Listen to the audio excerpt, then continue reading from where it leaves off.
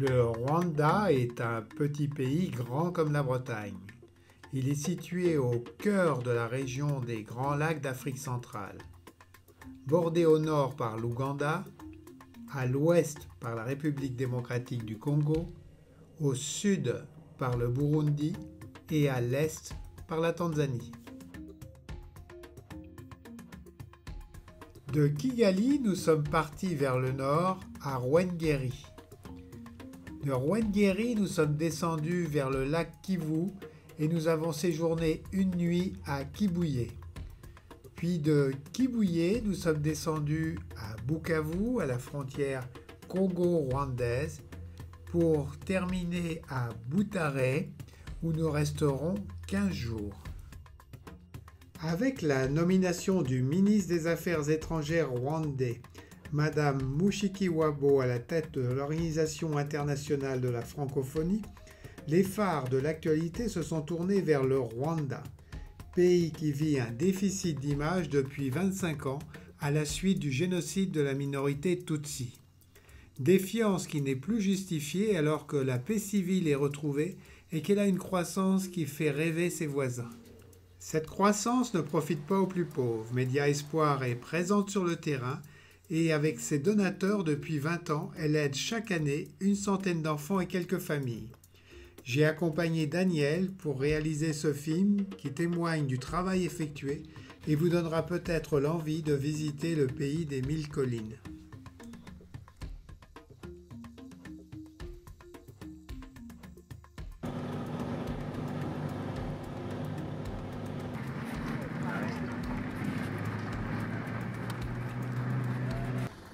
Avec ses 12 millions d'habitants, le Rwanda est surpeuplé.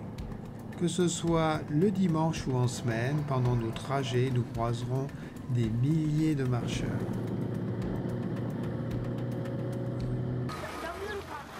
La saison sèche est en retard et c'est sous la pluie que les cultivateurs descendent lourdement chargés pour vendre leurs récoltes au marché de gros.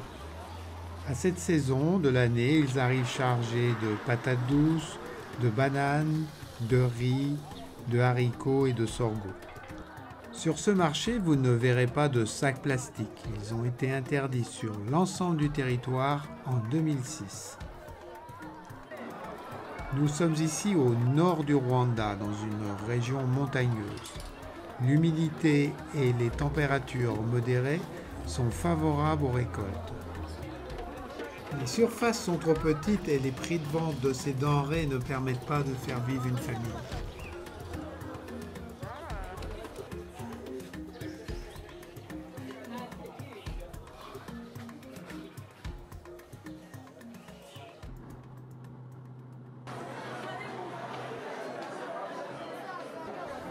Nous sommes sur le marché de Butare, ville du sud du Rwanda.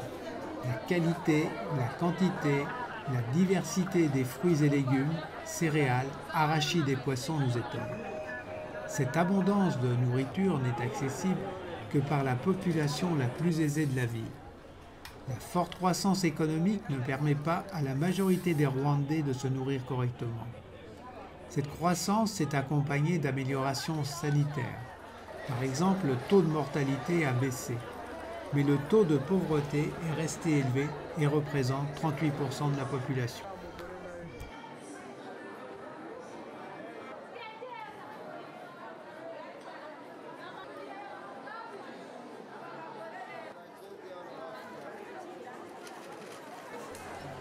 Il faut faire preuve d'adresse pour arriver à bon port avec une telle cargaison.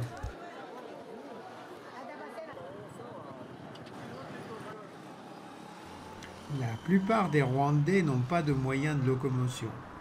Pour leurs petits déplacements, ils ont recours aux compagnies de vélo-taxi.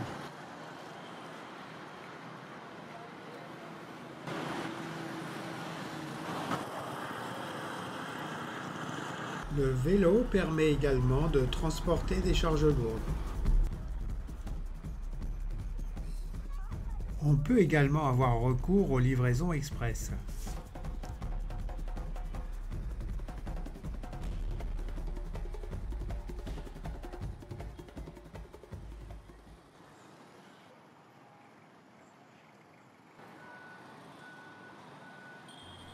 Des compagnies de mototaxi vous permettent de voyager plus rapidement. Le casque est obligatoire. Pour les plus grands voyages, il reste le minibus surbooké. La grande majorité des Rwandais adhèrent à une église et le clergé exerce une autorité respectée. Au Rwanda, il y a 90% de catholiques et 10% de musulmans. Ces dernières années, les églises anglophones se sont développées, en particulier les églises pentecôtistes. Aujourd'hui, c'est la fête Dieu. Des milliers de croyants se sont rassemblés dans le cortège.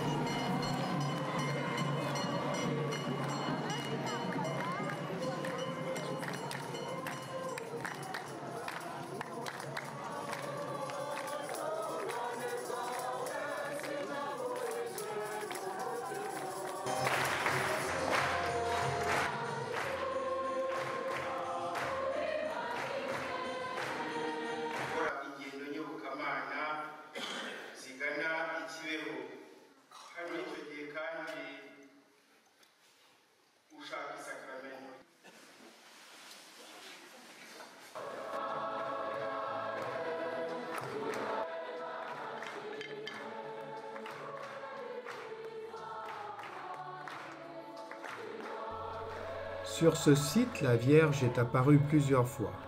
Notre-Dame de Kivu est un lieu de pèlerinage.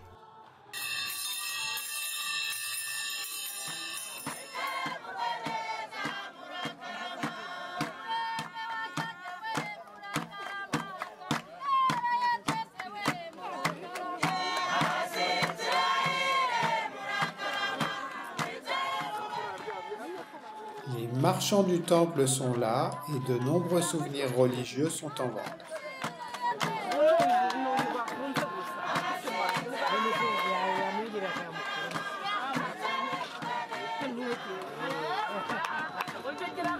Au bord de la route, des élégantes ont attiré mon regard. C'est une future jeune mariée accompagnée de ses demoiselles d'honneur qui courent à la maison familiale pour des formalités. Nous leur proposons notre véhicule et nous partageons quelques kilomètres dans une bonne ambiance. Comme le veut la tradition, elle porte un papillon rose dans les cheveux. Au Rwanda, les jeunes se choisissent et la seule contrainte est la dot que doit apporter le jeune marié. Accompagnés par la joie des enfants, nous retrouvons le mari dans le groupe des hommes.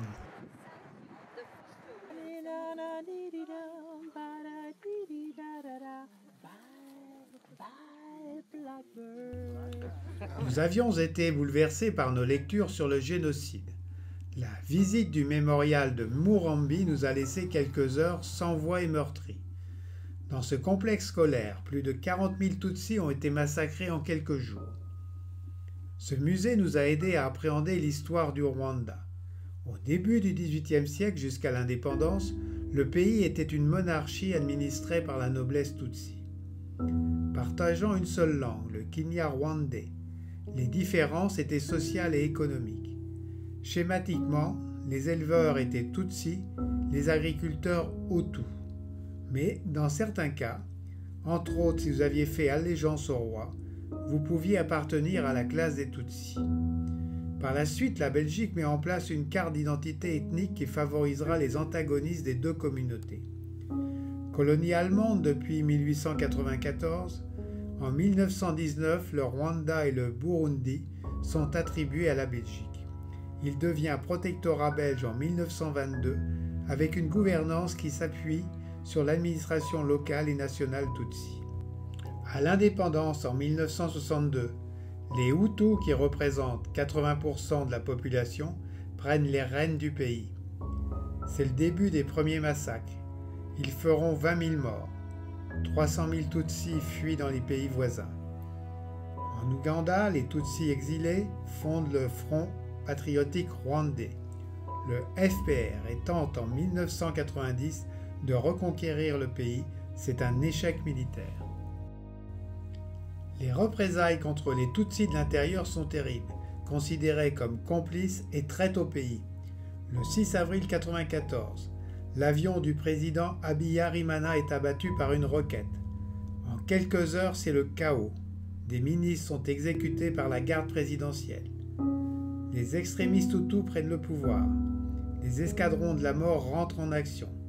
C'est 8 à 10 000 morts par jour pendant 100 jours. Essentiellement des Tutsis et des Hutus modérés. Le génocide disséminera 70% de la population Tutsi, soit 800 000 morts. 1 million de Rwandais ont perdu la vie pendant cette période, ne les oublions pas.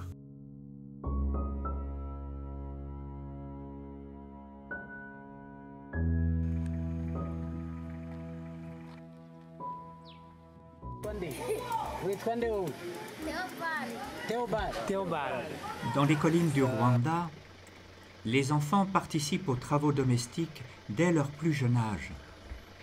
Ce sont les corvées d'eau ou le ramassage du bois de brindilles pour la cuisine. Et puis, malheureusement, quand il n'y a plus à manger dans la famille, ces enfants partent pour la ville en espérant une vie meilleure. Nous les retrouvons, ces enfants, avec Polycarpe, responsable de nos foyers, en périphérie de la ville. Les deux plus grands sont chefs de bande. Ils boivent de l'alcool frelaté et fument le chanvre et disent protéger les plus petits. En fait, ils les envoient voler au marché et parfois aussi en abusent sexuellement. À la nuit tombée, les enfants de la rue se regroupent par bandes afin de se protéger d'éventuelles agressions. En voici quelques-uns que nous avons rencontrés au cœur de la nuit.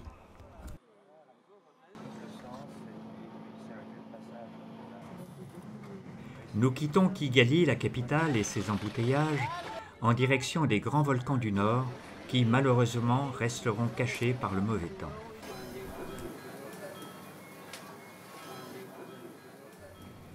Nous sommes ici à Rwengeri, dans le nord du Rwanda, la région des volcans où vivent aussi les fameux gorilles des montagnes chers à Dian Fossey. Avec Hormisdas, qui dirige une petite association caritative, nous achetons des haricots, quelques vivres et des couvertures à distribuer à 3 familles pour qui Média Espoir a reconstruit cette année les maisons. Cette région volcanique est particulièrement froide et humide. Le but de ces visites est d'évaluer les besoins réels de chaque famille. Ah, Liberata. Amakuru. Ici, on voit le début de la construction des toilettes traditionnelles qui sont constituées d'un puits le plus profond possible, qui sera ensuite abrité, bien sûr, à Hormisdas. Et toute la famille va aux toilettes ici.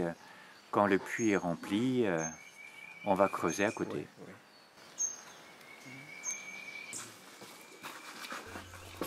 La tradition rwandaise impose aux visiteurs de s'asseoir dans la maison pour parler. La maison de Liberata a été détruite par la pluie. La maison était faite par les cailloux. Alors la maison s'est écroulée. C'était un peu urgent pour que la maison soit reconstruite. Et nous avons eu la chance, Média Espoir, présenté par Daniel Giraudon, ils ont envoyé l'argent pour commencer à construire cette maison. Et qui est-ce qui a payé l'uniforme, les fournitures scolaires? C'est One Light? Oui, One Light. Voilà. C'est pour tout simplement vous remercier. Elle me remercie beaucoup parce qu'elle ne vous connaissait pas. C'est grâce à moi. Donc, elle dit que Dieu vous bénisse, que Dieu vous protège. Elle ne sait pas comment s'exprimer parce que la joie, elle a beaucoup de joie. Parce qu'elle ne sait pas quoi faire. ngo bishimiye kuba wishimye nabo barishimiye kuba wishimye ibyo byishimo byabo Imana igira guha umugisha. Merci beaucoup que turashimira Imana yatugize umwe. Les terres volcaniques sont très riches et permettent 2 à 3 récoltes de haricots rouges ou de pommes de terre chaque année. Mais ce n'est pas suffisant pour nourrir tout le monde. Le taux était vieux Alors la pluie tombait à l'intérieur. On a agrandi la maison parce qu'il y avait une famille de 7 personnes dans une seule pièce. Elle est où, Clémentine?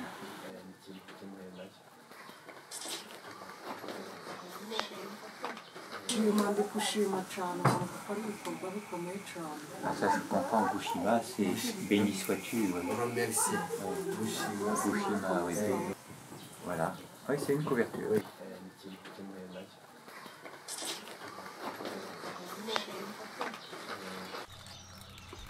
Au rythme de l'accroissement de la population, les parcelles de terre familiales sont très réduites, voire inexistantes.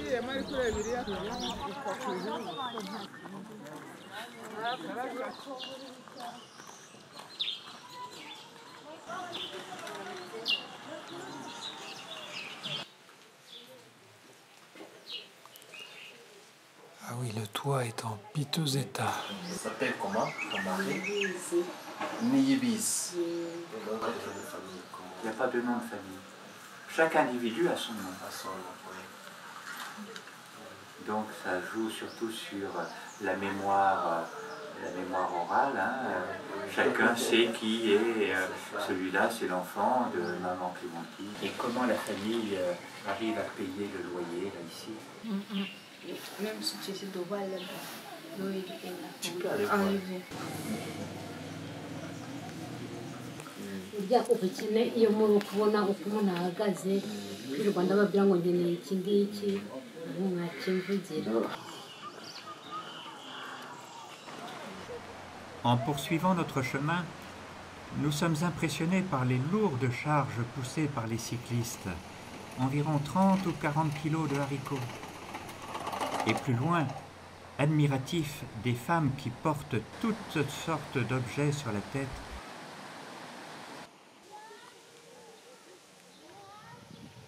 Elle a construit dans les années 60, mais elle est vieille parce qu'elle n'avait pas moyen de... Alors elle avait voulu faire une fondation et puis il a manqué les moyens. Elle vit avec sa fille, avec 5 enfants, donc la maison loge 7 personnes. Ce qui est dommage, c'est que la petite vache loge ou il reste avec eux dans la maison. Donc ça, cette personne avec une vache dans une petite maison pareille, elle a besoin de qu'on puisse quand même. Ok, nous allons. Oui, nous allons. On y va. Pour la journée, nous allons longer le lac Kivu. Ce lac constitue la frontière ouest du Rwanda avec la République du Congo sur environ 80 km du nord au sud. Il se déverse à Bukavu dans la rivière Ruzizi qui alimente plus loin l'immense lac Tanganyika. Une toute nouvelle route asphaltée surplombe les collines luxuriantes qui plongent dans les eaux du lac.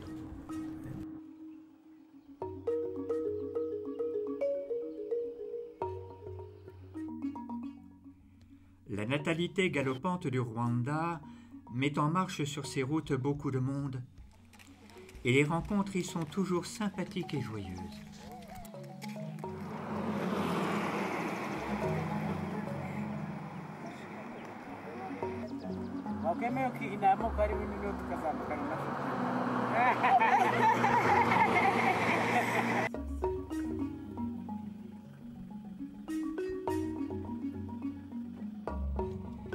Nous descendons ici sur la ville frontière de Bukavu au Congo.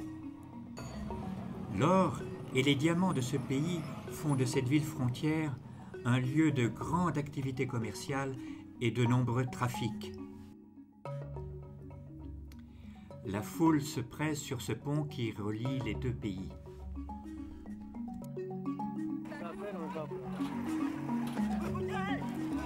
Que peut-il bien se cacher dans ces matelas ?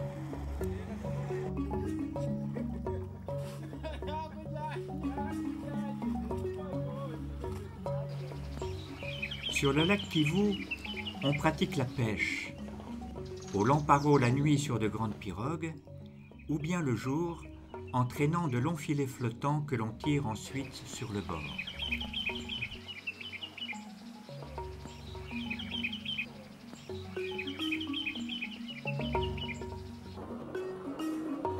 Dans les petites îles proches du rivage, les habitations sont interdites.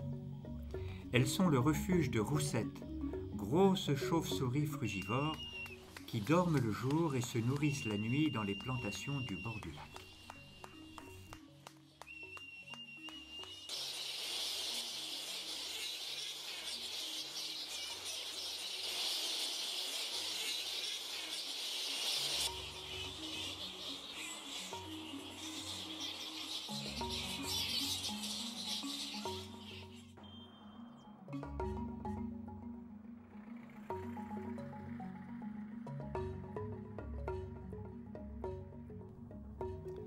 En quittant la frontière du Congo vers l'est, nous traversons de magnifiques plantations de thé.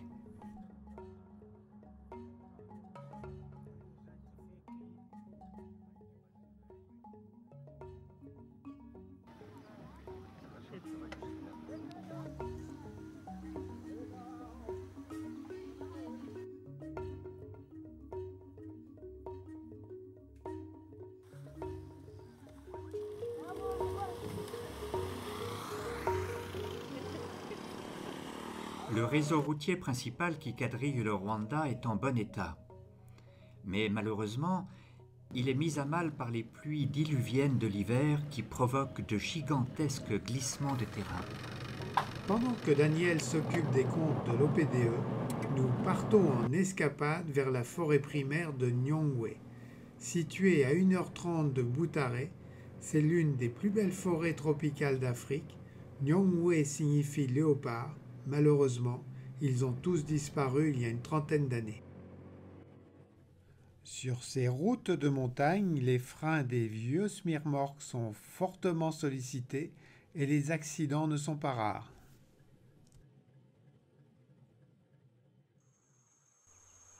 Le départ de notre balade s'est fait à 2400 mètres d'altitude, accompagné par le chant des insectes et des oiseaux.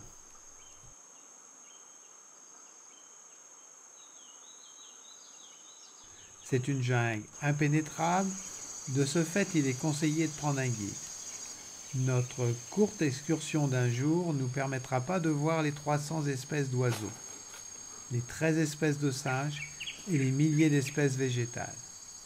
Grâce à une passerelle située à 70 mètres de haut, nous avons pu survoler la canopée.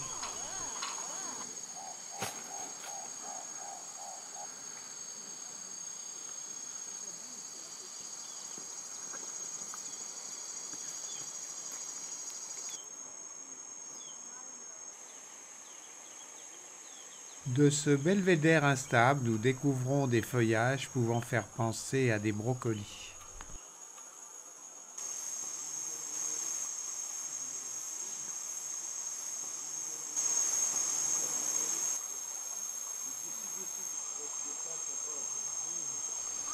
Nous quitterons la forêt sous l'œil soupçonneux d'un singe procureur.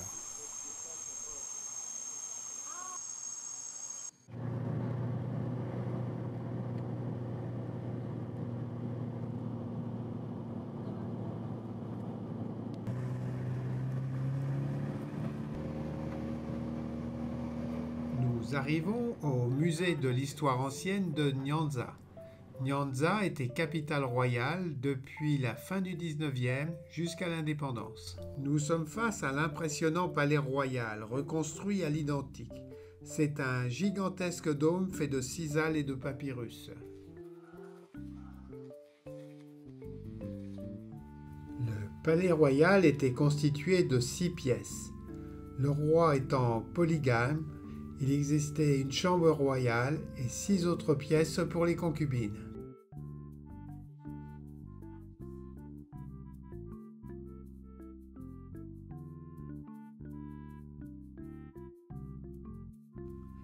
Dans les temps anciens, le lait était une boisson sacrée et on lui portait beaucoup d'attention. Tous ces petits que vous voyez, c'était pour l'utilisation quotidienne, pour boire, comme des gobelets, comme des verres. Là, c'était pour les adultes Et le plus petit servait de biberon pour les enfants. Et là, on appelle la baratte. On y met du beurre de 2 jours au moins. Et avec des mouvements cadencés, pendant plus d'1 heure, le beurre se détache. Voilà. En fonction du bruit que fait le liquide à l'intérieur, et sait si le beurre a pris ou pas. Aussi, il y avait un rituel durant les cérémonies de mariage. Même aujourd'hui, pour le trousseau de la jeune mariée, on lui offre toujours une baratte. Jusqu'à présent. Oui, jusqu'à présent, on lui offre toujours une baratte. Et dans le Rwanda ancien, j'ai appris que lorsque un jeune homme voulait une fille en mariage, cette fille, par exemple, elle se balade dans la rue. Lorsqu'il prenait le lait dans sa bouche et il crachait sur elle, son visage, automatiquement, c'était sa femme, qu'elle le veuille ou non. Que la famille soit consentante ou pas. Le mariage est consommé. C'était comme s'il y avait eu acte sexuel. Oui, c'était ça.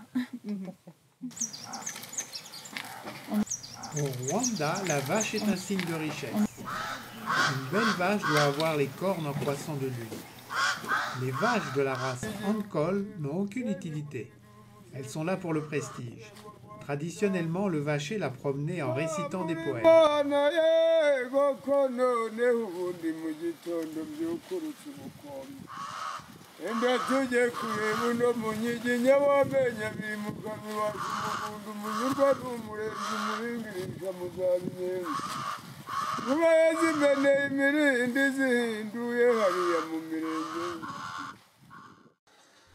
Voici le bâtiment administratif de l'OPDE, l'association rwandaise que Média Espoir soutient financièrement à Butare, la grande ville du sud du pays. Les travaux de construction d'un second foyer s'achèvent pour y accueillir prochainement une trentaine d'enfants supplémentaires. Au pied de ces bâtiments, une surface de 4 hectares accueille un terrain de football, des cultures vivrières et des prairies pour la ferme. Cette dernière apporte un complément alimentaire pour les enfants et aussi des revenus par la vente des lapins, des cochons et des vaches.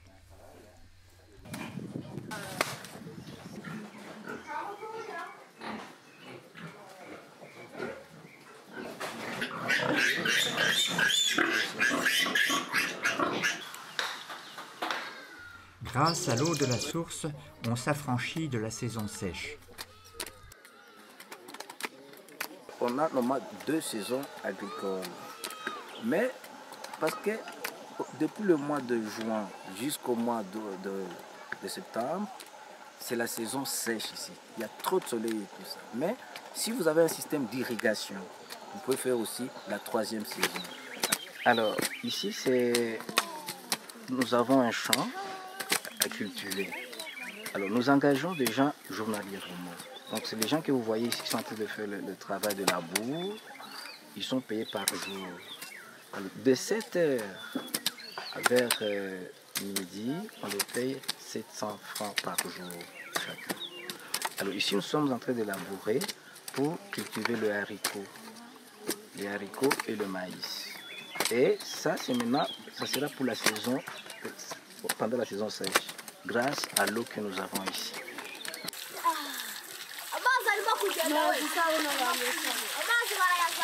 Pendant les consignes de début de journée, j'ai le plaisir de retrouver 2 anciens enfants de la rue. Jean-Pierre, ça va bien? Ça va bien. Jean-Pierre, on l'a connu tout petit. Maintenant, il termine ses études de vétérinaire à l'université.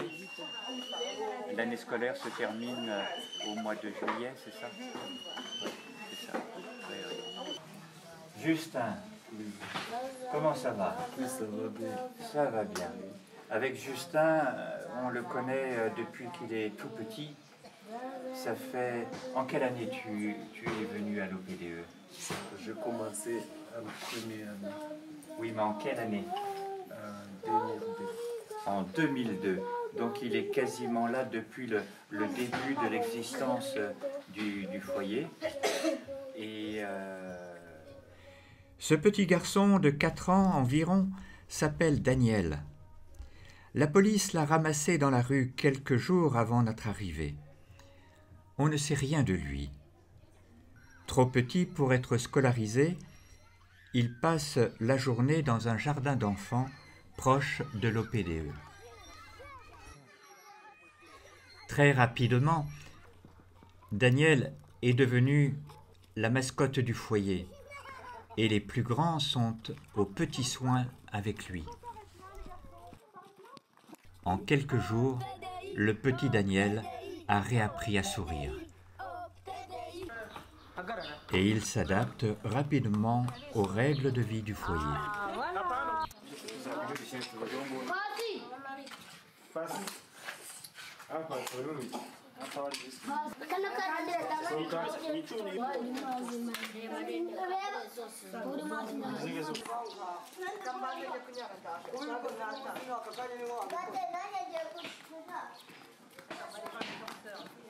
Les enfants qui sont ici sont en train de faire leurs devoirs pour qu'ils aillent à l'école dans cet après-midi, après avoir dîné.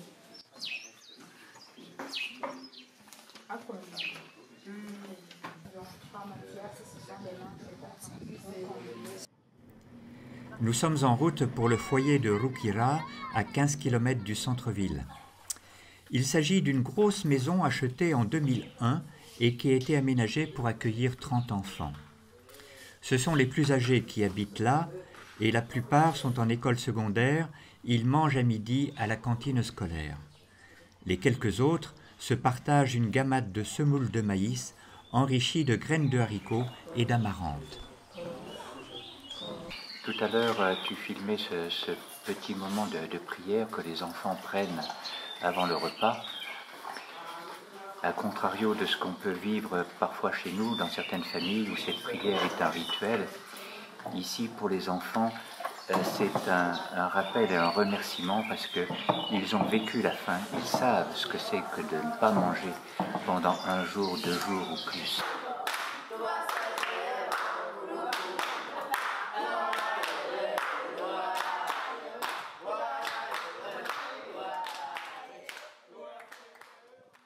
On est ici au lotissement Saint-Martin, financé par Média Espoir, qui est constitué de 8 maisons construites en 2016. Les 8 familles qui l'habitent sont des familles indigentes dont un ou plusieurs enfants étaient dans la rue.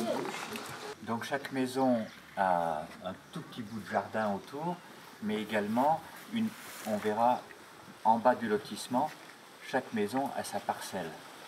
Ici Faridol, qui est un nom qui peut paraître bizarre, c'est une chorale de Nancy qui, par ses spectacles, nous a envoyé de l'argent afin de construire cette maison.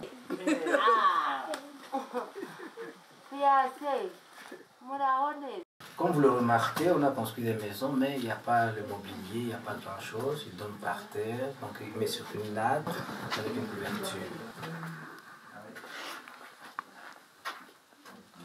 Et bien souvent, quand on va visiter une famille, un des premiers gestes que l'on fait, c'est de toucher la pierre du foyer pour voir si elle a encore un peu de tiédeur, de chaleur.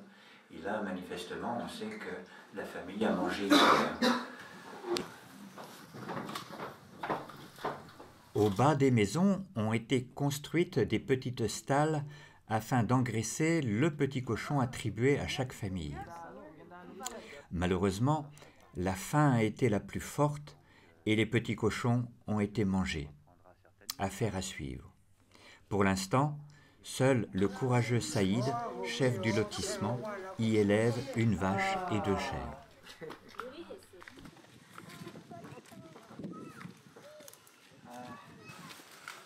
Proche du lotissement Saint-Martin se trouvent 3 maisons que nous avons achetées en 2011 pour 3 familles indigentes et que nous visitons aujourd'hui pour estimer les travaux de réparation. Une citerne commune aux 3 maisons collecte les eaux de pluie afin de soulager les enfants des corvées d'eau quotidiennes. Nous allons visiter maintenant Anastasie, une arrière-grand-mère qui n'a pas voulu quitter sa maison pour habiter avec sa fille dans la grande maison que Média Espoir a construite pour y loger cette famille de 12 enfants. Comme dans toutes les maisons pauvres, il n'y a pas d'eau courante, il n'y a pas de mobilier. On achète des petites bougies pour un service minimum.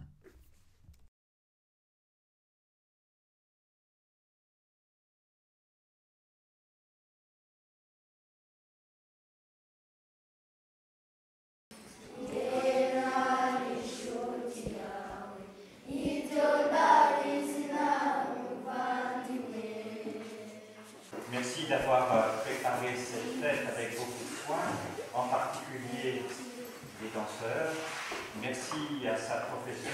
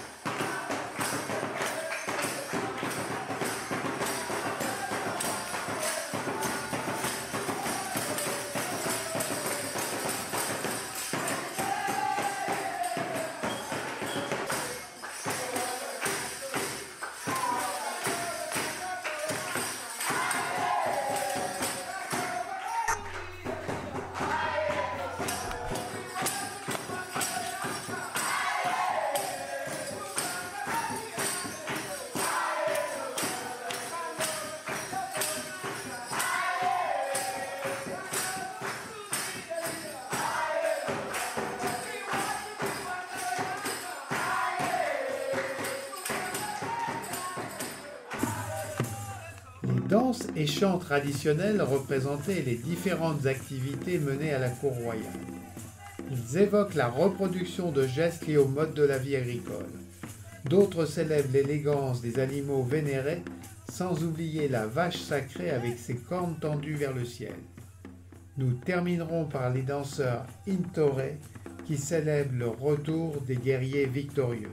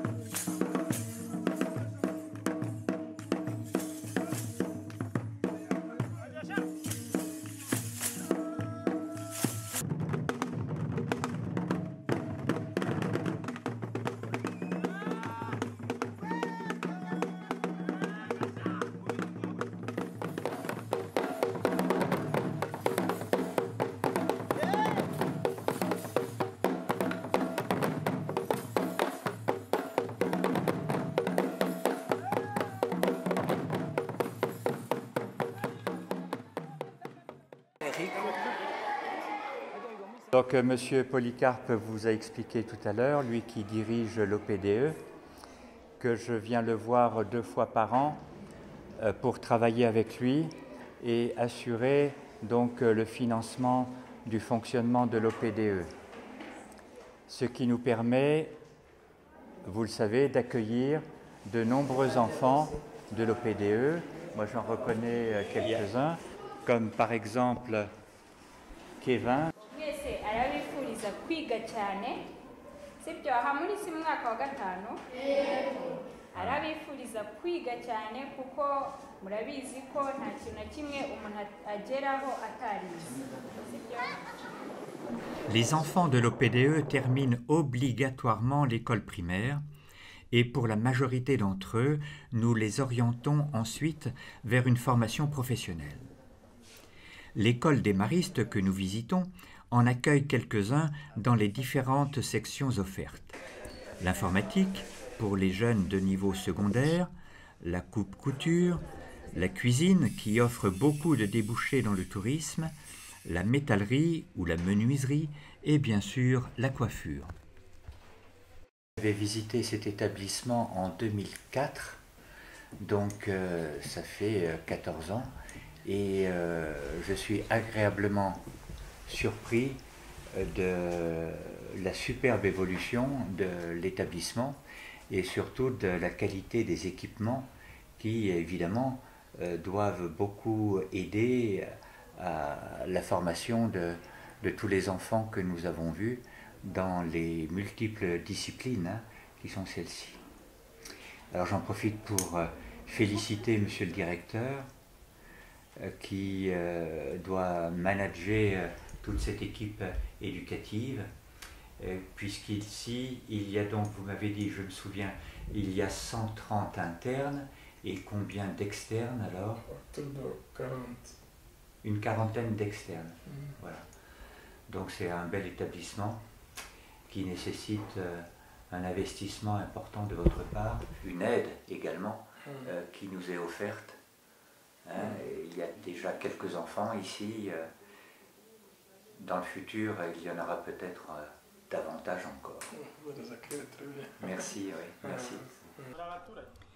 Au moment de visiter une école primaire, il est bon de savoir qu'en 2006, l'anglais a remplacé le français. Baba babajije ngo mufite imyaka ingahe sibyo wowe ufite ingahe mu gifaransa rero urasubiza ngo j'ai 12 ans subiramo j'ai 12 ans. I like to eat banana. No more banana. Good morning, Mr. Sun. Good morning, Mr. Sun. How are you today? How are you today?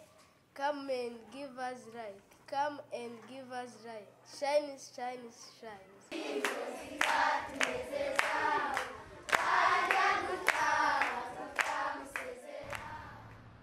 Pour finir, Stella, peux-tu me décrire cette fresque? Le dessin qui est ici, ça explique le lien entre l'enfant et l'intervenant. Donc, je peux commencer sur les paroles ici. Ça, c'est l'intervenant. Ça, c'est l'enfant qui vient dans le bureau et puis qui dit « Je suis là pour parler avec toi ». Ça, c'est l'enfant et ça, c'est l'intervenant. Et puis, l'intervenant répond « Moi aussi, je suis ici pour t'écouter ». Alors, on continue par là. L'intervenant demande à l'enfant d'avoir confiance, de confiance à lui. Alors, ici, l'enfant aussi répond qu'il a confiance en l'intervenant, qu'on vient de dire.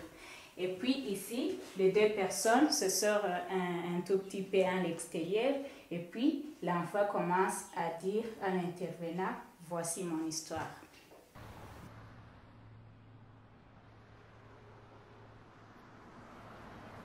Donc réunis ici avec Jean-Baptiste, qui est l'encadreur, c'est-à-dire l'éducateur du foyer de tabac où nous sommes, et à ses côtés se trouve donc Marcel, le voici, et Évariste. Marcel, raconte-nous pourquoi tu as quitté ta famille.